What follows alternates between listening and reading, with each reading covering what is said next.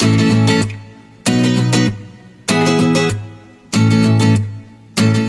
fala galera, tudo bem com vocês? Eu sou o Gabriel da Bioeduca.com e no vídeo de hoje vamos conversar sobre as evidências da evolução biológica. Mas antes de darmos continuidade a essa nossa aula, não se esqueça de se inscrever no nosso canal e deixar o seu like, porque isso ajuda muito o nosso canal a crescer. Então agora que você já se inscreveu e já deixou o seu like, bora pro vídeo.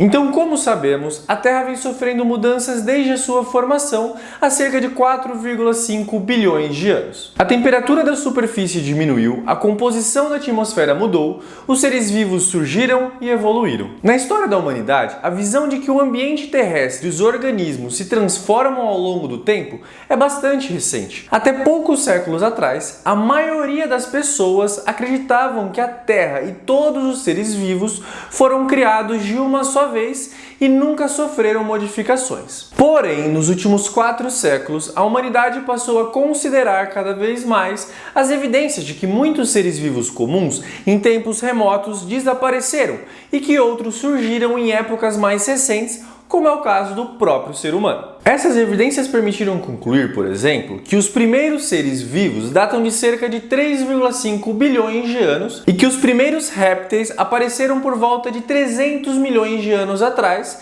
e que os grandes dinossauros desapareceram há aproximadamente 65 milhões de anos. Além disso, a espécie humana só surgiu há cerca de 200 mil anos. Agora, uma outra questão muito importante de se comentar é sobre o registro fóssil, e é sobre isso que vamos conversar agora. Então, eles são restos ou vestígios de seres que viveram num passado distante e ficaram conservados. A maior parte dos fósseis se encontram em rochas sedimentares. Esse material ele é de grande importância para a ciência e, com base no estudo dos fósseis, os cientistas eles podem ter uma ideia de como eram os organismos que habitavam o nosso planeta antigamente e que agora eles estão extintos. Além disso, também é possível saber como eram os ecossistemas da Terra naquele momento. Muitos desses fósseis apresentam semelhanças com organismos atuais, indicando a existência de um grau de parentesco evolutivo entre eles, ou seja, o compartilhamento de ancestrais comum. O registro fóssil ele é o mais forte indício de que antigamente a biodiversidade do planeta era distinta da atual e é uma das principais evidências da ocorrência da evolução. Já os tipos de fósseis, eles podem ser classificados em 2 tipos. Aqueles formados por restos de seres vivos e aqueles formados por vestígios de seres vivos. Nos fósseis formados por restos de seres vivos, de maneira geral, só há registro das estruturas mais resistentes do organismo,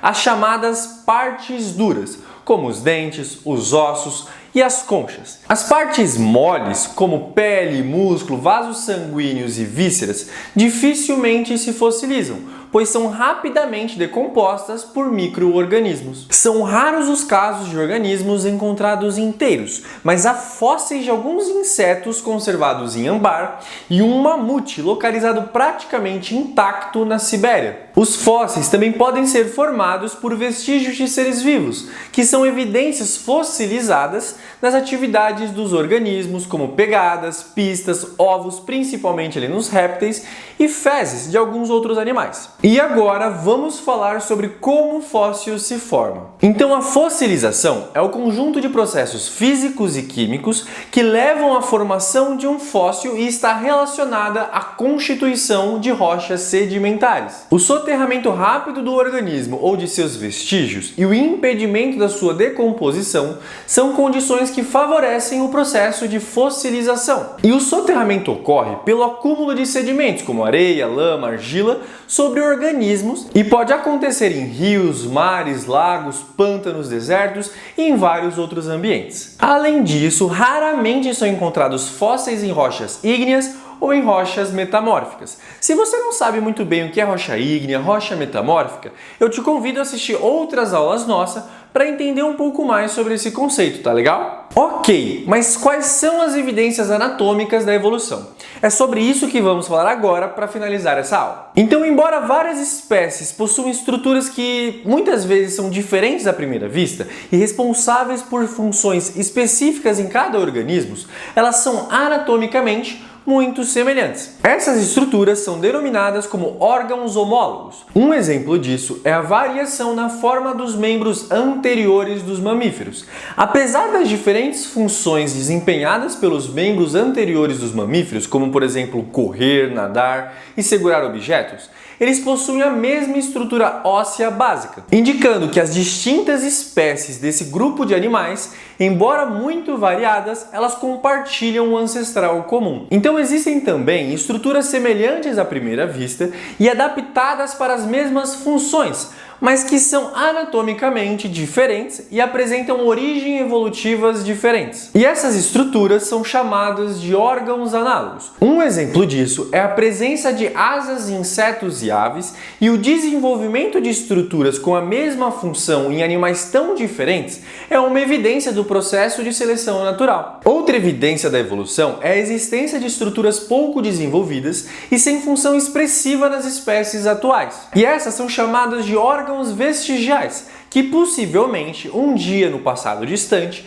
elas tinham uma função muito importante nos nossos ancestrais. E esse parece ser o caso do apêndice nos seres humanos, porque se trata de uma pequena estrutura situada na região entre o intestino grosso e o intestino delgado. Muito se acredita que em nossos ancestrais, e cuja dieta era baseada predominantemente herbívora, o apêndice abrigava micro-organismos que auxiliavam no processo de digestão da celulose. E essa celulose é o componente básico dos vegetais, que dá rigidez e firmeza às plantas e é útil por várias outras questões. Mas com o desenvolvimento de uma dieta onívora, ou seja, carnívora e herbívora, o apêndice deixou de representar uma vantagem evolutiva e passou a não ser selecionado pelo processo da seleção natural, o que justificaria a perda gradativa do apêndice funcional nas populações dos nossos ancestrais. Então essa foi a nossa aula, eu espero que vocês tenham gostado e até a próxima!